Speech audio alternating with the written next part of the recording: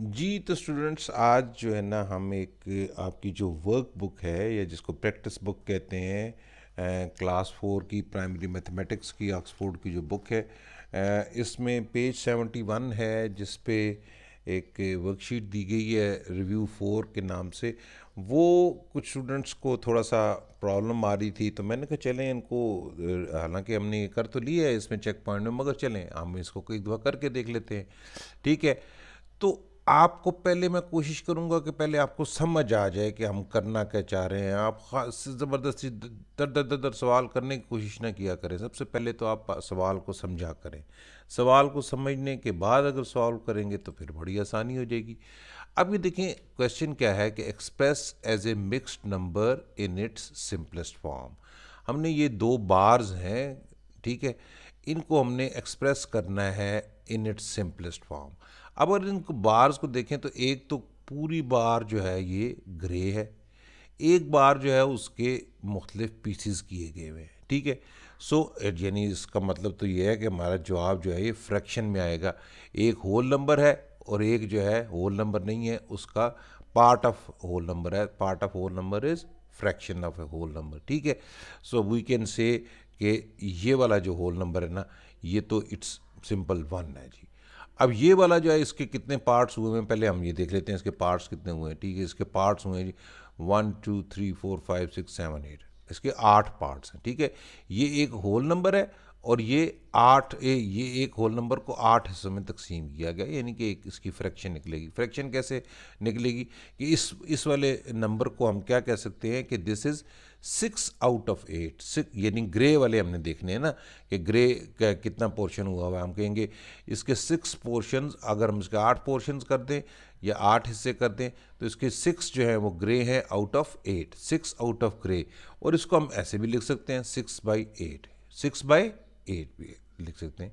ठीक है, 6 out of 8 और 6/8।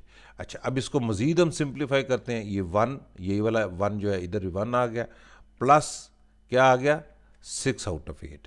अच्छा, अब अगर देखें 6 आउट ऑफ 8 को हम थोड़ा सा मज़ीद सिंप्लीफाई भी कर सकते हैं। आप लोगों ने सीखा ही है ना, तो हम ये कह सकते हैं कि it is equal to 1 plus 6 out of 8। इसको अगर हम सिंप्लीफाई करें, देखें इन दोनों में कॉमन इनमें फैक्टर है कौन सा, कॉमन फैक्टर है 2, तो ये आ जाएगा आंसर। ऊपर 2 3 ज़र 6 और 2 4 ज़र 8 सर, 1 प्लस 3/4 और 1 3/4। ठीक है जी, 1 3/4 इसका आंसर ये भी हो सकता है ना। इसको अभी हमने इसको सिंपलेस्ट फॉर्म में करना है, सिंपलेस्ट फॉर्म में करना है। ठीक है, तो ये हमारा आंसर आ गया। इस जगह पे हम लिखेंगे 1 3/4। अच्छा, अब देखें एक बड़ी मज़े की बात है, ये थोड़ा सा आपने इसमें भी जहन लड़ाना है। बाकी ये सिर्फ शेप ही चेंज हुई है ना, एक जगह बार है, एक जगह एक राउंड है और एक जगह रेक्टेंगल है। ठीक है, इसमें भी पार्ट्स हैं, यानी कुछ होल हैं और कुछ फ्रैक्शंस हैं।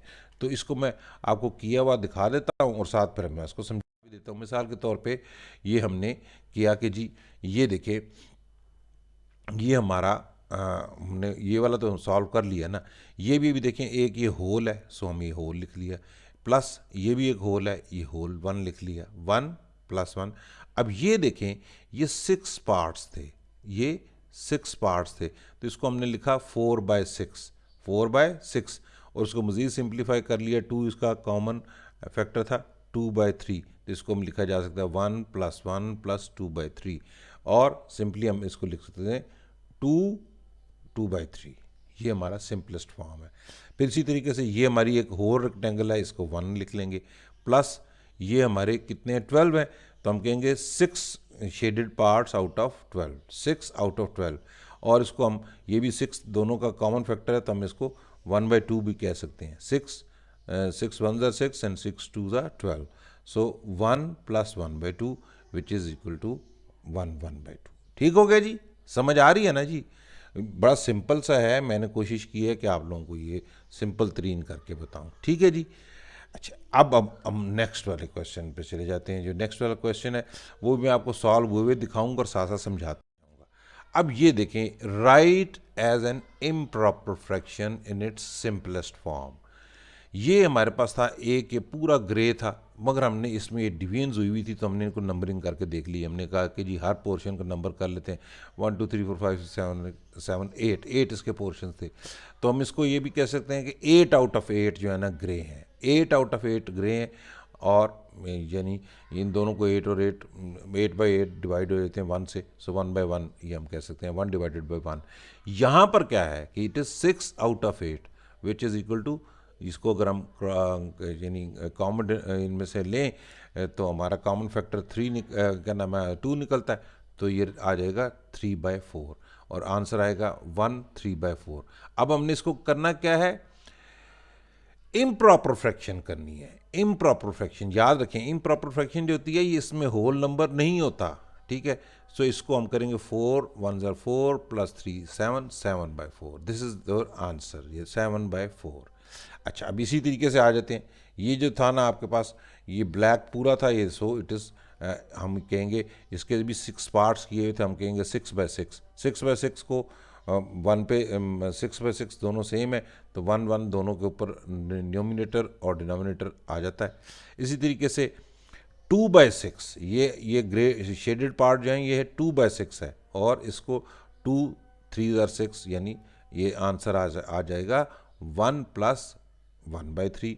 फिर इसको मज़ीद हमने इम्प्रॉपर फ्रैक्शन करनी है। इम्प्रॉपर फ्रैक्शन करेंगे 3 1 ज़र 3 एंड +1 4 4/3, ये this is your improper fraction. Improper fraction वो होती है कि जिसमें आपका न्यूमिनेटर बड़ा होता है, ठीक है ना जी। सो इसी तरह से आगे वाला है, ये जो है ना ये हमारे इसमें 10 पार्ट्स में डिवाइड हुआ है, ये भी 10 पार्ट्स में डिवाइड हुआ है, ये भी 10 पार्ट्स में डिवाइड हुआ है। ये तो एक होल है ना 10/10 है, ये भी 10/10 है। ये जो है क्या है, ये है 6 आउट ऑफ 10, ये शेडेड पार्ट्स जो हैं 6 पार्ट्स आउट ऑफ 10। सो हम इसको लिखेंगे 10/10 10/10 और 6/10। इसी तरह इनमें से और 10 और 10 क्रॉस हो गए तो 1 पे दोनों डिवाइड हो गए, ये दोनों भी 1 पे डिवाइड हो गए। ये 2 इसका था क्या नाम है हमारा जो कॉमन फैक्टर, तो 2 3 ज़र 6 एंड 2 5 ज़र 10, सो 1 + 1 + 3/5 और 2 3/5। 1 + 1 क्या हो गया 2, ये दोनों होल नंबर्स तो प्लस हो जाएंगे, प्लस ये फ्रैक्शन 3/5 की। तो इनको भी अगर हम करें 5 2 ज़र 10 and +3 13 13/5 is our answer.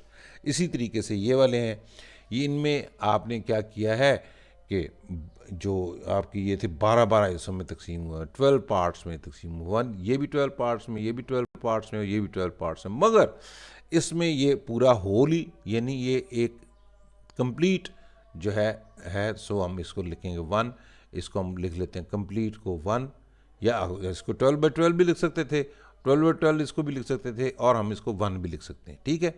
Same चीज़ से अगर डिवाइड करें तो आंसर तो सेम आता है ना। सो 1 + 1 ये आ गया 9 आउट ऑफ 12। 9 आउट ऑफ 12 को भी हम इसमें कॉमन फैक्टर था 3, 3 से डिवाइड करने 3 3 ज़र 9 एंड 3 4 ज़र 12।